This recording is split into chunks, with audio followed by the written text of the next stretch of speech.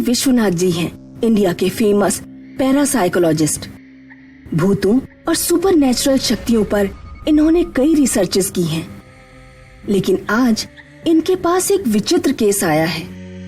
Sir, ये wheel chair पे जो बैठा है मेरा छोटा भाई है, योगेश। बदसूरत भूत, बदसूरत भूत। इसे क्या हुआ? पिछले महीने ये अपने एक दोस्त के साथ हमारे गांव गया था, रायपुर। पता नहीं इन्हें रास्ते में ऐसा क्या दिखा या इनके साथ क्या हुआ, इसका दोस्त वही सदमे में मर गया और इसकी ये हालत हो गई। बस एक ही बात बार बार बोलता है, बदसूरत भूत, बदसूरत भूत। यह हादसा कहाँ हुआ था, कुछ पता है? हाँ, रायपुर पहुंचने से पहले एक पेड़ के नीचे एक शिवलिंग है, उसी से थोड़ी दूरी पर। आपने रायपुर में कुछ पता किया इस बदसूरत भूत के बारे में? वहां कोई कुछ बोलता ही नहीं। ठीक है, मैं खुद सब पता कर लूंगा। अगले दिन विश्वनाथ जी अपनी जीप में कृष्णा के गांव की ओर निकल पड़े। रास्ते में उन्हें एक पेड़ के नीचे शिवलिंग दिखा। उन्होंने गाड़ी रोक दी। यही वो शिवलिंग होगा। इसी के आसपास कृष्णा के भाई के साथ वो हादसा हुआ था। वो कुछ देर पैदल चलते रहे और तभी उनका ध्यान एक वीरान पुरानी कुटिया पर पड़ा। वो उस ओर चल दिए। कुटिया के दरवाजे पर बड़ा सा ताला था, जिस पर लाल कपड़ा बंधा था। ये क्या? इसे तो मंत्रों से बंद किया हुआ लगता है। ये जरूर किसी पुजारी ने किया होगा। मुझे आसपास के मंदिर में पूछना चाहिए। विश्वनाथ मंदिर की खोज में चल पड़े। कुछ दूर जाने के बाद उन्हें मंदिर की घंटियां सुनाई दी। इस मंदिर के पुजारी से पूछता हूँ। पुजारी जी, ठहरिए। बोलो बेटा। एक महीने पहले मेरा एक दोस्त इस गांव में आ रहा था। रात का समय था। रास्ते में उसके साथ क्या हुआ पता नहीं, पर तब से वो पैरालाइज हो गया। अभी मैंने वो जगह देखी। पास ही एक कुटिया थी जिसको पूजा करके बंद किया गया है। क्या आप मुझे इस बारे में कुछ बता सकते हैं? बेटा, तुम शहर वाले हो, मेरी बात पर यकीन नहीं करोगे। नहीं पुजारी जी, मैं आपकी बात पर यकीन करूंगा। हो सकता है कि इससे मेरे दोस्त को ठीक करने में कोई मदद मिले। ठीक है, तो सुनो। ये सिलसिला तकरीबन 2 साल पहले शुरू हुआ था।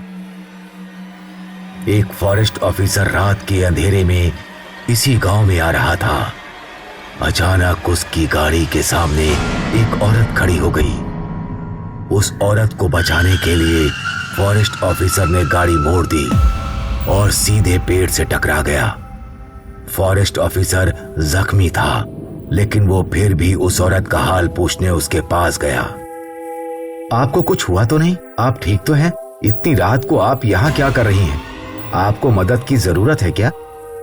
वो फॉरेस्ट ऑफिसर उस औरत को बोलता रहा, लेकिन वो औरत सर झुकाए खड़ी थी। लेकिन जैसे ही उस औरत ने अपना सर उठाया तो फॉरेस्ट ऑफिसर की चीख निकल गई। उस औरत का चेहरा इतना भयानक था कि फॉरेस्ट ऑफिसर को दिल का दौरा पड़ गया और वो वहीं मर गया। बस ये दिन था और तब से जिसने भी उस औरत के चेहरे को देखा, या तो वो मर गया या उसे लकवा मार गया। तुम्हारा दोस्त खुशनसीब था कि वो मरा नहीं। आगे भगवान की मर्जी रही तो वो ठीक भी हो जाएगा।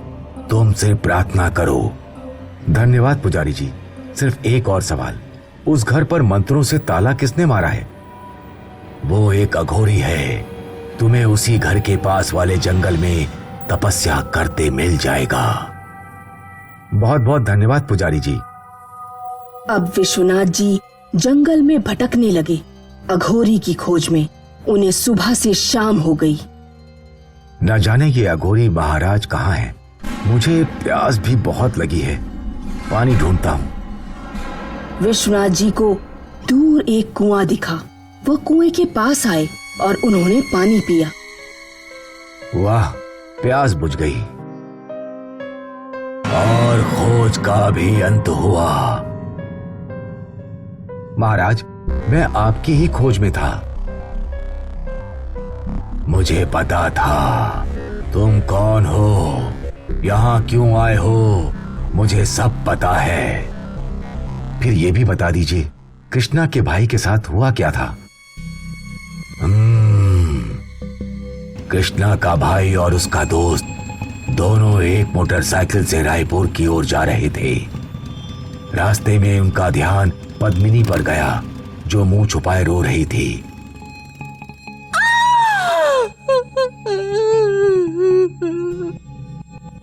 भाई, लगता उस औरत को मदद की जरूरत है। नहीं यार, मुझे तो कोई भूत भूत का चक्कर लग रहा है। चुप ओए डरपोक, किसी को मदद चाहिए और तू भूत भूत कर रहा है। कृष्णा का भाई और उसका दोस्त पद्मिनी के पास गए और उसे पूछने लगे, लेकिन जैसे ही पद्मिनी ने उन्हें अपना चेहरा दिखाया तो वो लोग डर गए। कृष्णा का भाई भागने लगा और उसका दोस्त उल्टे पांव चलने लगा। दोस्त के शरीर में एक छड़ के नुकीली फंदी घुस गई और वो वहीं मर गया। उसकी चीख सुन कृष्णा का भाई घबरा गया और वो गिर गया और पत्थर से उसका सिर टकराया और उसे लकवा मार गया। लेकिन ये पद्मिनी कौन है और ये लोगों को ऐसे सता क्यों रही है? वो किसी को नहीं सताती, बेचारी खुद सताई हुई है। उसका दुख सुनोगे तो परेशान हो जाओगे। पद्मिनी एक बहुत खूबसूरत लड़की थी। गांव के सारे लड़के उस पर मरते थे। उन्हीं में एक लफंगा था पवन। वो हमेशा पद्मिनी को छेड़ा करता था, पर पद्मिनी उसे जवाब दिए बगैर चली जाती थी। एक दिन पद्मिनी अकेले शिवलिंग के पास से जा रही थी।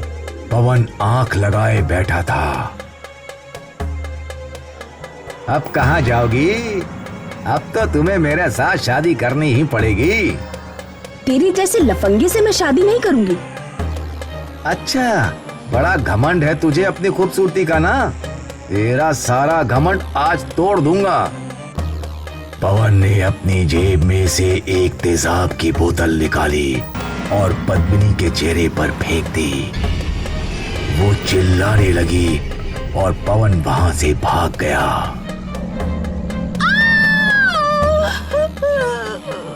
एक दिन बाद जब पद्मिनी को होश आया तो वो अस्पताल में थी। उसके पूरे चेहरे पर पट्टियां थीं। कुछ दिन बाद उसे डिस्चार्ज किया गया और 1 महीने बाद जब डॉक्टर ने उसकी पट्टी खोल के उसे उसका चेहरा दिखाया तो उसकी चीख निकल गई। उस रात पद्मिनी ने अपने आप को फांसी लगा ली और बस तब से वो बदसूरत भूत बन गई। तो क्या पद्मिनी की आत्मा को शांति नहीं मिल सकती? अब तक उसका गुनहगार पवन खुले आम घूम रहा है। जब तक वो पवन से अपना बदला ना ले ले तब तक उसे शांति नहीं मिलेगी। पर उसकी वजह से और लोगों की जानें जा रही हैं। पर इसमें उसकी तो कोई गलती नहीं। अगर वो बुरी आत्मा होती तो मैं उसे कैद कर लेता, पर वो तो न्याय चाहती है। उसके लिए मैं क्या कर सकता हूँ? पर तुम्हारे दोस्त के लिए मेरे पास कुछ है, ये उसके माथे पे लगा दो। भस्म? ये कोई आम भस्म नहीं है, तुम्हारे दोस्त की जिंदगी है। विश्वनाथ जी ने अघोरी महाराज को प्रणाम किया और वो वहां से निकल गए। विश्वनाथ जी वापस अपने ऑफिस में लौटे और उन्होंने कृष्णा और उसके भाई को बुलाया। उन्हें पूरी कहानी सुनाई और फिर जैसे ही विश्वनाथ जी ने वो भस्म कृष्णा के भाई के माथे पर लगाई, मानो चमत्कार हो गया। कृष्णा की गर्दन ठीक हो गई। उसके हाथ और पांव चलने लगे। कृष्णा रो पड़ा। उसने विश्वनाथ जी का धन्यवाद किया। आप मेरा नहीं, उस अघोरी महाराज का धन्यवाद कीजिए जिन्होंने आपके भाई को जीवन दिया है। सबने मिलकर अघोरी महाराज को याद किया। और यहाँ जंगल में बैठे अघोरी महाराज ने भी उन्हें आशीष दिया।